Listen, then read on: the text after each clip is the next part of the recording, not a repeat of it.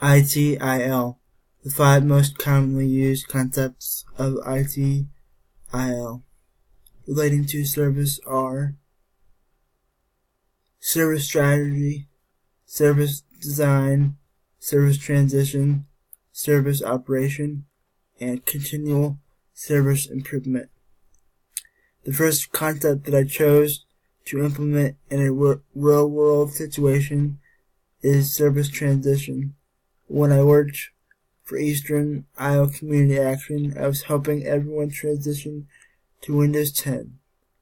Although all the operating systems had always been Windows, there is still a transition to using the latest version.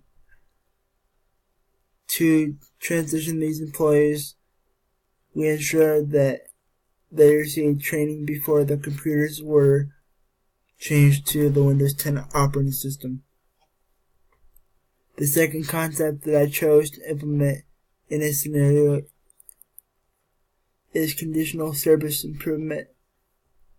To ensure that my services were continuously improved, I first created a survey that customers could give feedback. I would then create a team within the company of employees who have had high satisfactory ratings that would meet monthly and review ways that services could be improved.